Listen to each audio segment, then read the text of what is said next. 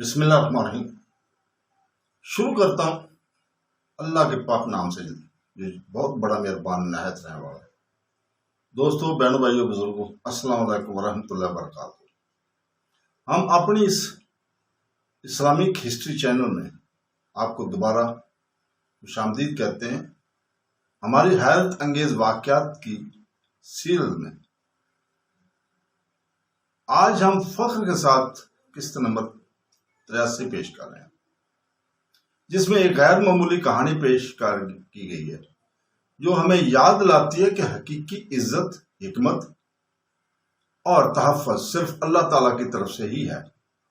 پوری تاریخ میں بہت سے لوگوں کو ان کی ظاہری شکل، سماجی حیثیت یا دولت سے پرکھا گیا ہے، پھر بھی اللہ تعالیٰ نے بارہا دکھایا ہے کہ وہ جسے چاہتا ہے بلند کرتا ہے اور وہ جسے مخلص اور سچے رہتے ہیں انہیں عزت وہ دیتا ہے۔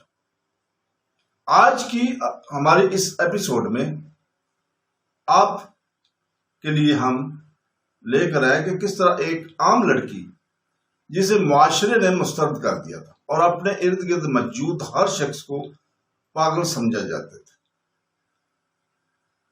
وہ ذریعہ بنی جس کے ذریعے سچ سامنے آیا، انصاف بحال ہوا اور چھپی ہوئی سازشوں کو بے نقاب کیا۔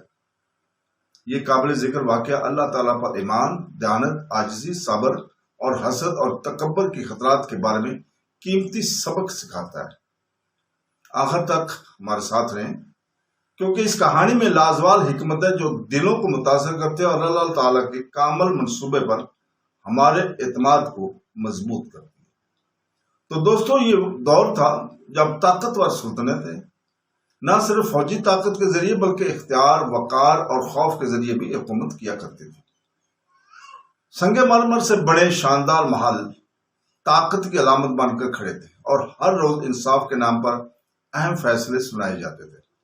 اس مملکت کے حکمران کے خیال تک اس کی حکمت اور تجربہ بے مثال ہے اور اس نے اپنے فیصلے پر پورا بھروسہ کیا اور اپنے درباریوں کے مشورے پر بہت زیادہ انحصار کیا۔ بدقسمتی سے شاہی دربار کے ہر وزیر اور مشیر نے بغیر سوال کے اس سے اتفاق بھی کیا اور مسلسل تعریف کی۔ یہ عادت آہستہ آہستہ بادشاہ کی سب سے بڑی کمزوری بن گئی۔ شاہی محل سے دور، شہر کی خاک آلود گلیوں میں ایک پراسرار نوجوان لڑکی رہتی تھی۔ وہ پھٹے ہوئے کپڑے پہنتی تھی، ننگے پاؤں چلتی تھی اور اس کے بال ہمیشہ بے پردہ رہتے تھے۔ اگرچہ لوگ اسے پاگل سمجھتے تھے، لیکن اس کی آنکھیں ایک غیر معمولی معصومیت اور گہری حکمت کی عکاسی کرتی تھی۔ شہر کے لوگ اس کا مذاق اڑایا کرتے تھے، بچے اس پر ہنستے تھے اور کچھ لوگ تو اس کے اوپر پتھر بھی پھینکتے تھے یا اسے زبردستی بھگا دیا کرتے تھے۔ پھر بھی اس نے کبھی شکایت نہیں کی۔ کبھی وہ خاموشی سے مسجد کی سیڑھیوں پر بیٹھ جایا کرتی تھی، کبھی بازار میں گھومتی اپنے آپ سے باتیں کرتی اور کبھی پرسکون مسکراہٹ کے ساتھ آسمان کی طرف دیکھتی جیسے وہ سب سے چھپے راز کو سمجھ رہی ہو۔ تو دوستو، ایک دن شکار کے مہم سے واپس آتے ہوئے بادشاہ نے ایک غیر معمولی چیز دیکھی۔ اس کا گھوڑا اچانک اکیلی سڑک پر رک گیا۔ اس کے سامنے زمین پر بیٹھی وہی لڑکی تھی، خاموشی سے خاک میں لکیریں کھینچ رہی تھی۔ شاہی محافظ فوراً اپنی تلواریں لے کے وہاں پہنچ گئے، لیکن بادشاہ نے انہیں پیچھے ہٹنے کا حکم دے دیا۔ متجسس ہو کر وہ لڑکی کے پاس گیا اور پوچھا کہ وہ کیا ڈرائنگ کر رہی ہے۔ اس نے اطمینان سے اس کی طرف دیکھا اور جواب دیا، آپ جس راستے پر چل رہے ہیں وہ آپ کو اپنی حقیقی منزل تک کبھی نہیں لے جائے گا۔ غیر متوقع جواب نے بادشاہ کو حیران کر دیا۔ اس نے پوچھا کہ کیا وہ اس سے اس طرح بات کرنے سے نہیں ڈرتی؟ لڑکی نے اطمینان سے جواب دیا، صرف حقیقی طاقت رکھنے والوں کے پاس خوف پیدا کرنے کی وجہ ہے، لیکن آپ کی سب سے بڑی طاقت آپ کو چھوڑنے والی ہے۔ اس کے الفاظ نے سپاہیوں کو بے ہوش کر دیا اور بادشاہ بھی ایک لمحے کے لیے خاموش رہا۔ اس نے جو کچھ سنا تھا اس سے بہت متاثر ہوا۔ اس نے اپنے محافظوں کو حکم دیا کہ وہ لڑکی کو شاہی محل میں لے آئے۔ جب بادشاہ محل میں پہنچا تو شاہی دربار میں खलबली मची। वजीरों, मशीरों और अमीरों ने फौरन एतराज किया। इनका इसरार था कि लड़की पागल है और इसे महल में लाने से ममलकत की बेइज्जती होगी। ताहम बादशाह ने इनके एहतजाज को नजरअंदाज किया और खुलेआम ऐलान किया, आज से वो इस महल में गोद ली हुई मेरी बेटी के तौर पर रहेगी। वो भी इसकी तौहीन करेगा, जो भी इसकी तौहीन करेगा वो मुझे जाती तौर पर जवाब देगा। अगरचे सब खामोश रहे, लेकिन कई दरबारियों खसूसन वज़ीर आला के दिलों में फौरन हसद पैदा होने लगा। इसी रात इसने चुपके से एक बात मात सिपाही से कहा, अगर ये लड़की बादशाह के करीब रही तो हमारा असर रसूख खत्म हो जाएगा। आज लोग इसे पागल कहते हैं, लेकिन कल ये बादशाह की सबसे काबिल इत्मीनान शख्स बन जाएगी। इस रात के बाद से हसद आहिस्ता आहिस्ता साजिश में बदल गया। जैसे जैसे दिन गुजरते गए, लड़की महलाती जिंदगी में बस गई। कभी वो खामोशी से हंसती, कभी घुटनों खामोश रहती, घंटों घंटों खामोश रहती, और कभी कभी वो ऐसे अल्फाज कहती जिससे बादशाह गहरी सोच में पड़ सकता। एक दिन इससे कहा, तेरा अदल का तख्त कमजोर हो गया है, इस पर ध्यान से बैठो वरना एक दिन ये तुम्हें धोखा देगा। बादशाह इस पर मुस्कुराया, जो एक अजीब और गरीब तबसरा था, लेकिन वजीर ने बेचैनी बढ़ती गई। इसे शक होने लगा था कि लड़की पागलपन की बजाय काबिल जिक्र बसीरत की मालिक है। आखिरकार गैरतमंद दरबारी चुपके से जमा हुए और फैसला किया कि लड़की को महल से निकाल देना चाहिए। एक मशीर ने मशवरा दिया कि बादशाह खुद इससे नाराज हो जाए और इसे हमेशा के लिए मुल्क बदल कर दे। सीनियर वजीर ने खतरनाक मनसूबा तजवीज कर दिया। वो लड़की को एक शाही मजलिस के दौरान खुलेआम बादशाह को थप्पड़ मारने के लिए धोखा से उसको यकीन रखते हुए कि इस तरह की तौहीन के नतीजे में इसे जरूर सजा मिलेगी अगर वो इसे थप्पड़ मारेगी। साजिश करने वाला ने लड़की से शफकत से राब्ता किया और इसकी झूठी तारीफ की, और उन्होंने इसे बताया कि बादशाह बहादुर लोगों की तारीफ करता है और अगर वो इसे अदालत के सामने दिलेरी से थप्पड़ मारेगी तो वो इसे दिल खोल कर इनाम देगा। कुछ देर खामोश रहने के बाद मासूम लड़की बस मान गई। अगली सुबह शाही दरबार बड़ी तकरीब के साथ जमा हुआ। बादशाह अपने तख्त पर फख्र से बैठा हुआ था, जबकि वजीर और रईस इसके इर्द गिर्द जमा थे।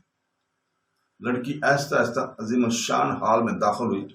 हर आंख इसकी हरकतों का ताक़ुब कर रही थी। जैसा कमरे में मुकम्मल खामोशी छा गई थी, वो बादशाह के सामने रुकी और आहिस्ता से अपना हाथ बढ़ाया। तनाव नाकाबिले बर्दाश्त हो गया। अचानक इसका हाथ बादशाह के चेहरे पर लगा और आवाज मार्बल हाल में गूंजने लगी। बहुत से दरबारी चुपके से मुस्कुरा रहे थे, ये समझते हुए कि इनकी साजिश कामयाब हो गई है। सिपाहियों ने फौरन अपनी तलवारें खींच ली और लड़की पर बादशाह की तौहीन का इल्जाम लगाया, लेकिन इससे पहले कि कोई अमल करता कुछ गैर मुतवक्को हुआ। जैसे ही बादशाह का सर थप्पड़ से झुक गया, शाही ताज से एक स्याह चीज फर्श पर गिर गई। ये एक जहरीला बिच्छू था। खतरनाक मखलूक मार्बल के फर्श पर रेंगती हुई दुम उठाकर मारने के लिए तैयार थी। सबने समझ लिया कि अगर बादशाह का सर अपनी असली हालत में रहता तो बिच्छू सीधा इनके चेहरे या गर्दन पर आ जाता। थप्पड़ ने अनजाने में इसकी जान बचाई थी। बादशाह धीरे धीरे खड़ा हुआ, सदमे से पीला हो गया। पुरस्कून लड़की की तरफ देखते हुए पूछा कि क्या इसने जानबूझकर ऐसा किया। इसने सादगी से जवाब दिया, मेरे आका, मैंने कुछ नहीं किया। अल्लाह ने आपकी किस्मत में जो कुछ लिखा था वो हो गया। पूरी अदालत में खामोशी छा गया। बादशाह ने अपने मुआवजों को फारग कर दिया और इज्जत से लड़की के पास गया। अगर तुमने मुझे ना मारा होता, इसने कहा, शायद मैं आज अपनी जान से दो बैठता। इसके बाद इसने सबके सामने ऐलान किया, आज से वो ना सिर्फ मेरी बेटी है बल्कि मेरी मुहाफिज भी है। अगरचे इस लड़की पर बादशाह का भरोसा मजबूत हुआ, लेकिन साजिशियों ने हथियार डालने से इनकार कर दिया। वजीर ने खुफिया तौर पर अपने इत्तेहादियों को एक बार फिर इकट्ठा किया। इस बात पर इसरार किया कि लड़की का यह अमल इत्तफाकिया नहीं हो सकता। दरअसल बादशाह ने लड़की से निजी तौर पर बात की। इसे बताया कि इससे अब यकीन नहीं है कि वो पागल है। इसने नरमी से जवाब दिया, लोग सिर्फ वही फैसला करते हैं जो वो देखते हैं, लेकिन सिर्फ अल्लाह ही हकीकत को ज़ाहिर करता है। अगले हफ्तों में کئی قابل ذکر واقعات نے بادشاہ کے اس پر اعتماد کو مضبوط کیا۔ ایک بار اس نے فوجیوں کے ایک گروپ کو اپنا سفری راستہ تبدیل کرنے کا مشورہ دیا، اور بعد میں پتہ چلا کہ حملہ اور اصل شرط پر انتظار کر رہے تھے حملہ آور، اور ایک اور موقع پر اس نے بادشاہ کو کھانا کھانے سے روک دیا اور بعد میں کھانے میں زہر ملا ہوا پایا گیا۔ ہر واقعہ نے بادشاہ کی عزت میں اضافہ کیا، جبکہ غیرت مند درباریوں کو زیادہ خوف سے بھر دیا۔ اس کے اثر اور رسوخ کو ہمیشہ کے لیے ختم کرنے کے لیے پرعزم وزیر نے ایک اور منصوبہ بنایا۔ چپکے سے اس نے شاہی تخت کو اندر سے کمزور کرنے کا حکم دیا۔ اگرچہ یہ باہر سے مضبوط دکھائی دیتا تھا، لیکن اس کا لکڑی کا فریم خطرناک حد تک کھوکھلا ہو چکا تھا۔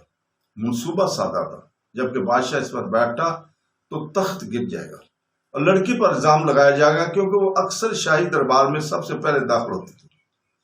اگلی صبح لڑکی صبح سویرے خاموشی سے محل کے صحن میں آسمان کی طرف دیکھا۔ اچانک بغیر کسی وجاہت کے وہ سیدھا شاہی دربار کی طرف چل دی۔ ایک گارڈ نے پوچھا کہ وہ اتنی جلدی کیوں پہنچی تھی؟ اس نے سادگی سے جواب دیا، آج تخت پر بہت زیادہ بوجھ ہے۔ جب بادشاہ دربار میں داخل ہوا اور بیٹھنے کی تیاری کی تو لڑکی آگے بڑھی اور احترام سے اسے انتظار کرنے کو کہا۔ وزیر نے فوراً اجتیاز کیا، لیکن بادشاہ نے سب کو خاموش رہنے کا حکم دیا۔ اس نے ایک سپاہی کو تخت کا معائنہ کرنے کی ہدایت کی۔ سپاہی نے جیسے ہی اس کے ہلکا کیا، اس کی ایک ٹانگ ٹوٹ گئی، پورا تخت فرش پر گر گیا۔ حال ایک بار پھر خاموش ہو گیا۔ بادشاہ آہستہ آہستہ وزیر کی طرف متوجہ ہوا اور وضاحت طلب کی۔ جواب دینے سے قاصر وزیر نے گھبرا کر دعویٰ کیا کہ تخت پرانا ہو چکا ہوگا۔ بادشاہ نے سختی سے جواب دیا، اگر اس لڑکی نے مجھے خبردار نہ کیا ہوتا تو آج کیا ہوتا۔ ایک بار پھر اس نے محسوس کیا کہ لڑکی کی وارنی نے ایک اور سانہ کو روک دیا۔ بادشاہ نے پورے دربار کے سامنے کھڑے ہو کر اعلان کیا، یہ نوجوان لڑکی کوئی عام بچہ نہیں ہے، یہ میری جان اور میری بادشاہی دونوں کی محافظ ہے۔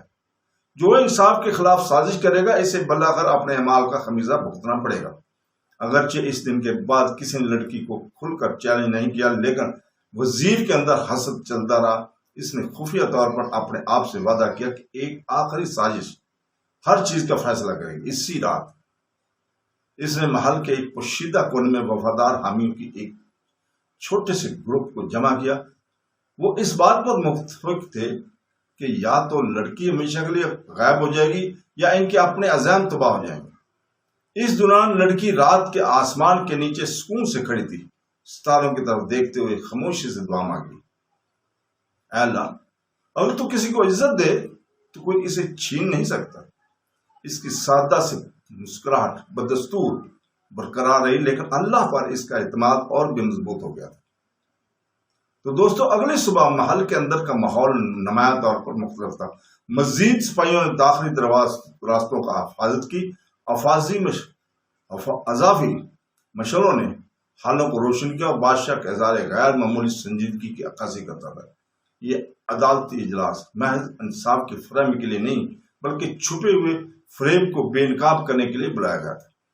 جب شاہی مجلس شروع ہوئی تو بادشاہ نے اعلان کیا کہ آج ہم نئے فیصلے کرنے نہیں بلکہ پرانے جھوٹ کو ظاہر کرنے کے لیے جمع ہوئے۔ اس نے سپاہیوں کو حکم دیا کہ دربار کے بیچ میں لکڑی کا ایک صندوق رکھے۔ اندر ٹوٹا ہوا تخت اور زہریلا بچھو شیشے کے برتن میں محفوظ تھا۔ یہ چیزیں بادشاہ کے خلاف سازشوں کے خلاف تردید ثبوت کے طور پر کام کرتی تھی۔ بادشاہ لڑکی کی طرف متوجہ ہوا اور پوچھا کہ تم نے کسی انعام کی امید کے بغیر میری جان کی بار بار حفاظت کی، بتاؤ تم کون ہو؟ اس نے عاجزی سے جواب دیا، میں اللہ کی ایک کمزور بندہ ہوں اور زیادہ کچھ نہیں۔ لوگ مجھے پاگل کہتے ہیں لیکن حقیقت اللہ ہی جانتا ہے۔ بادشاہ نے پھر وزیر اور ان کے قریبی حامیوں کو آگے لانے کا حکم دیا۔ سپاہی اور محل کے اہلکاروں سمیت گواہوں نے ہر سازش کی دیانتداری سے گواہی دی۔ ایک ایک کر کے بچھو، کمزور تخت اور جھوٹے الزامات کی سازش پوری عدالت کے سامنے بے نقاب ہوگی۔ بہت مایوس ہو کر بادشاہ نے وزیر سے مخاطب ہو کر کہا، تم نے میری امانت کا غلط استعمال کیا اور بادشاہی میں خیانت کی۔ وزیر نے گھٹنوں کی بل گر کر اپنا جرم تسلیم کیا اور رحم کی بھیک مانگی۔ بہت غور و فکر کے بعد بادشاہ نے اپنا فیصلہ سنایا۔ سازش کرنے والوں سے ان کے عہدے چھین لیے گئے، ان کی دولت ضبط کر لی گئی اور انہیں مملکت سے مستقل طور پر جلا وطن کر دیا۔ ان کی پھانسی کا حکم دینے کے بجائے بادشاہ نے جلا وطنی کا انتخاب کیا تاکہ وہ اپنی باقی زندگی اپنے اعمال کے نتائج پر غور کرتے ہوئے گزارے۔ آخرکار بادشاہ نے نوجوان عورت کی طرف رخ کیا۔ اس نے جمع دربار کی طرف دیکھ کر اعلان کیا کہ تم نے اسے کبھی دیوانہ کہا تھا، پھر بھی وہ اس بادشاہ کی ڈھال بن گئی۔ اس کے بعد اس نے اعلان کیا کہ آج سے وہ میرے لیے بے پالک بیٹی میری محافظ اور اس مملکت کی وزیر اعلیٰ رہے گی۔ لڑکی نے آجزی سے سر جھکا کر جواب دیا، میرے آقا، میں ایسی عزت کے لائق نہیں ہوں۔ بادشاہ نے مسکرا کر جواب دیا، حقیقی عزت دولت یا رتبے سے نہیں بلکہ انصاف، دیانت اور اخلاص سے حاصل ہوتی ہے۔ آپ کے اعمال نے آپ کی قابلیت کا ثبوت دیا ہے۔ اس دن سے آگے محل ہمیشہ کے لیے بدل گیا۔ وہ لڑکی جو کبھی سادہ لباس پہن کر سڑکوں پر گھومتی تھی، پھٹے لباس میں اب مملکت کے اعلیٰ ترین عہدوں پر فائز ہے۔ پھر بھی اس کی عاجزی میں کوئی تبدیلی نہیں آئی۔ وہ حکمت اور خلوص کے ساتھ سچ بولتی رہی، چاہے دوسروں کی اس کی باتیں پسند آئیں یا نہ آئیں۔ بادشاہ بھی ایک مختلف حکمران بن گیا اور اس نے جان لیا کہ حقیقی عزت اور تحفظ صرف اللہ کی مرضی سے حاصل ہوتا ہے، اور اللہ جس شخص کو بلندی کے لیے چنتا ہے اسے کوئی سازش شکست نہیں دے سکتی۔ اسی طرح حق کے خلاف سازشیں کرنے والے اکثر اپنے ہی منصوبوں میں پھنس جاتے ہیں۔ یہ بیان ہمیں یاد دلاتا ہے کہ حقیقی حکمت ہمیشہ ظاہری شکل سے نہیں پہچانی جاتی۔ لوگ ظاہری حالات کے مطابق دوسروں کا فیصلہ کر سکتے ہیں، لیکن دلوں میں کیا ہے اللہ ہی جانتا ہے۔ تاریخ بار بار یہ درس دیتی ہے کہ اخلاص، انصاف، صبر اور اللہ پر بھروسہ بالآخر حسد، تکبر اور دھوکے پر غالب آتا ہے۔ اللہ تعالیٰ ہمیں حق کو پہچاننے کی عقل عطا فرمائے، نا انصافی سے بچائے اور ہر حال میں مخلص رہنے کی ہدایت کرے۔ آمین ثم آمین۔ اللہ حافظ۔